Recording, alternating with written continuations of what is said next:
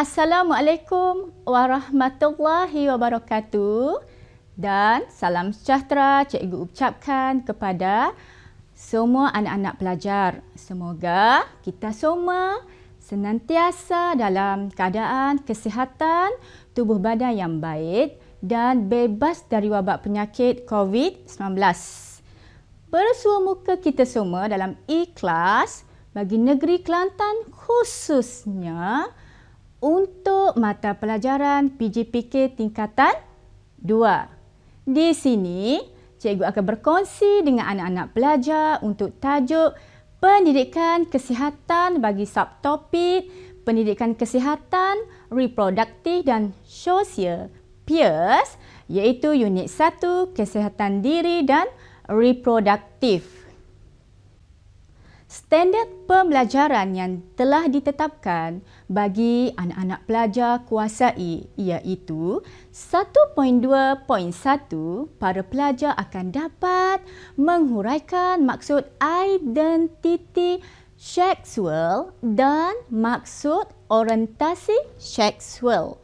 Okey, seterusnya 1.2.2 diharapkan para pelajar akan dapat menganalisis kepentingan menjaga kehormatan diri dengan mengamalkan kebersihan, keselamatan dan kesihatan. Di akhir sekali ialah 1.2.3 iaitu para pelajar akan dapat menilai kesan buruk terhadap diri, keluarga, masyarakat dan sekiranya mereka tidak menjaga kehormatan diri akan memberi kesan yang buruk kepada diri individu tersebut. Baiklah para pelajar, apakah yang dimaksudkan dengan identiti seksual? Identiti seksual melibatkan aspek psikologi atau ciri-ciri yang menunjukkan tingkah laku seseorang individu itu sama ada ianya adalah lelaki ataupun perempuan.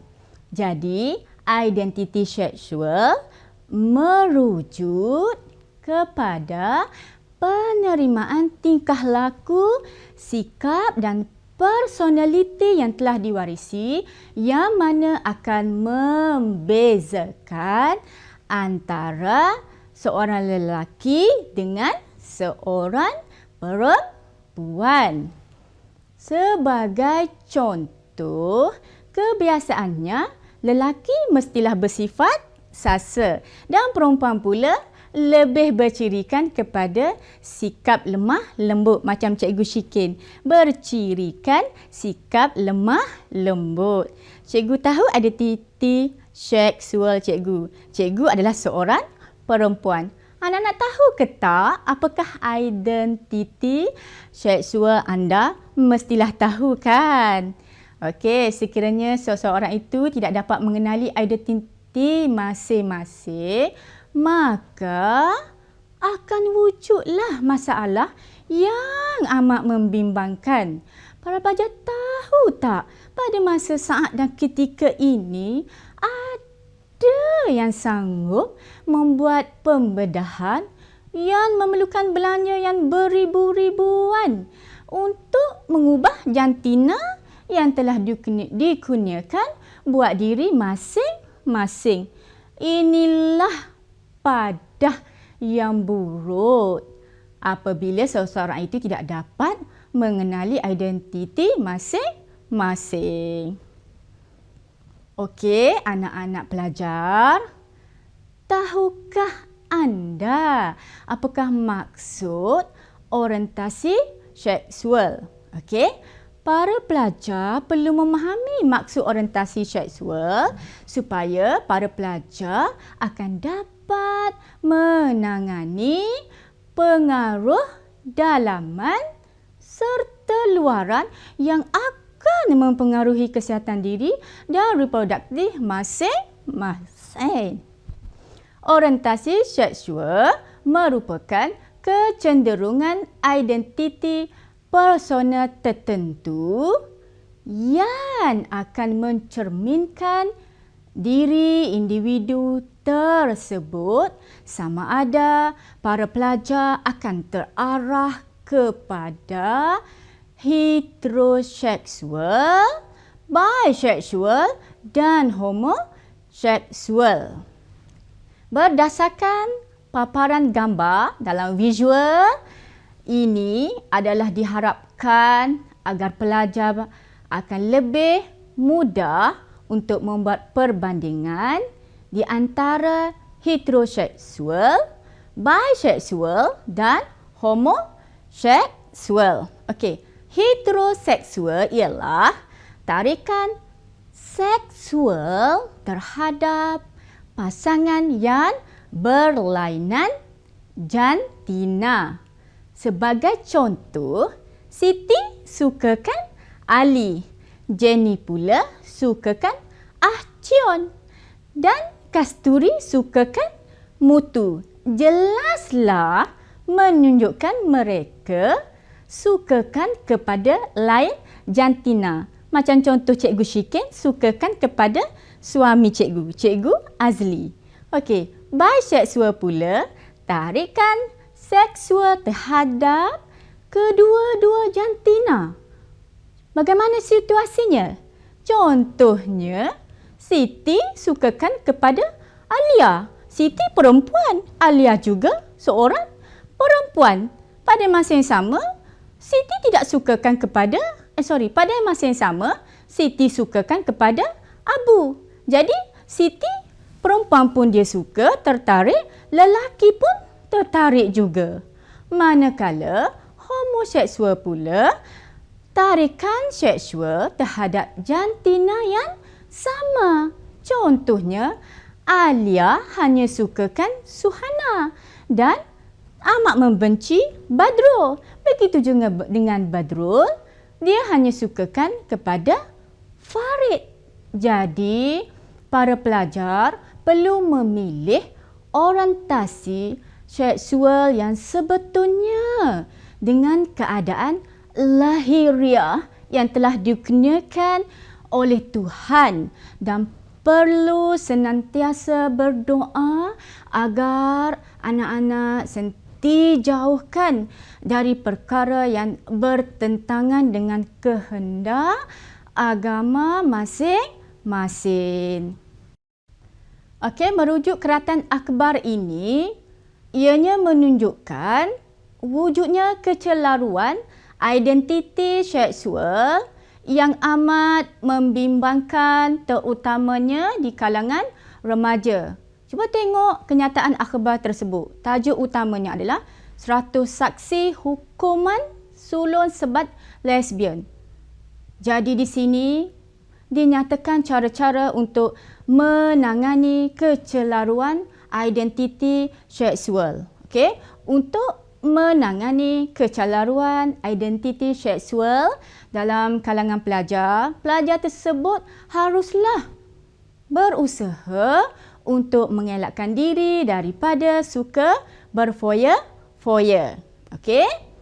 Pelajar juga perlu bergaul bersama dengan rakan yang sentiasa mengajak ke arah perkara-perkara positif yang mendatangkan banyak faedahnya. Sebagai contoh, kalau kita berkawan dengan rakan yang cintakan ilmu, secara automatik kita pun akan cintakan ilmu. Kalau kita berkawan dengan rakan yang suka berfoya-foya, maka begitulah keadaan diri kita semua.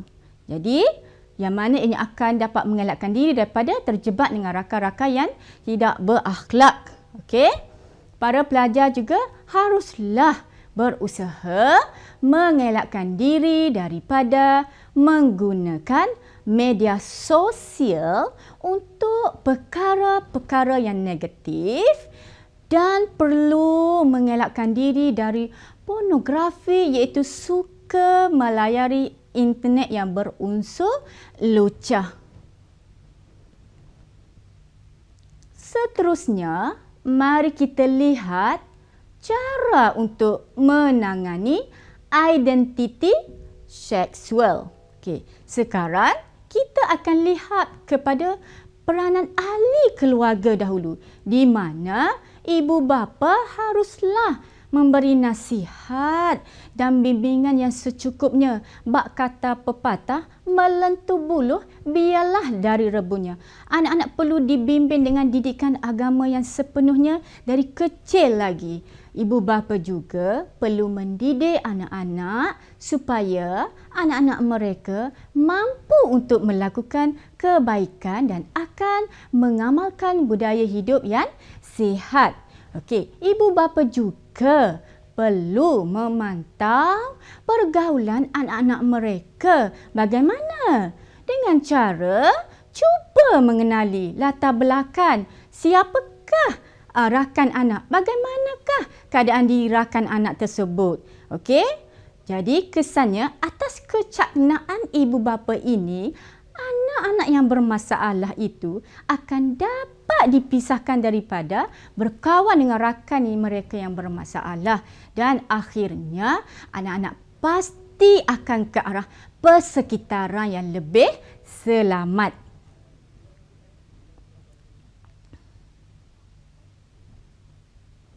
Sekarang, cikgu akan memberi penjelasan berkaitan dengan kehormatan diri. Kehormatan diri berkait rapat dengan nilai-nilai kebaikan atau kemuliaan diri, maruah serta harga diri yang ada pada seseorang. Ianya perlu dipelihara pada masa tanpa mengira bangsa, keturunan, agama dan taraf hidup. Okey, kehormatan diri menekankan aspek kesihatan, keselamatan dan kebersihan diri. Ingat kehormatan diri bukan hanya merujuk kepada maruah diri, tetapi kesihatan juga adalah di bawah aspek perlu dijaga sebagai kehormatan diri. Okey, contoh aspek keselamatan diri para pelajar adalah perlu sentiasa memakai pakaian yang bersih dan tidak menjolok mata. Okey? Tidak kiralah pelajar itu lelaki ataupun perempuan, masing-masing perlu sedar dan perlu menjaga kehormatan diri. Seterusnya, mari sama-sama kita lihat kepentingan menjaga kehormatan diri. Mengapa para pelajar perlu menjaga kehormatan diri? Okey, kehormatan diri perlu dijaga untuk mengelakkan seseorang pelajar itu bebas daripada terpengaruh dengan amalan ataupun gejala negatif.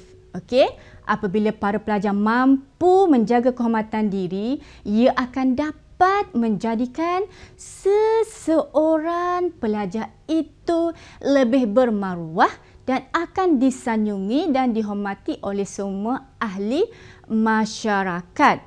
Pelajar tersebut juga akan lebih cermelang apabila mampu menjaga kehormatan diri secara berterusan. Setelah kita melihat kepentingan menjaga kehormatan diri, sekarang anak-anak pelajar perlu tahu apakah kesan buruk sekiranya kehormatan diri tidak dijaga. Antaranya ialah masa depan para pelajar akan gelap dan menjejaskan pelajaran mereka.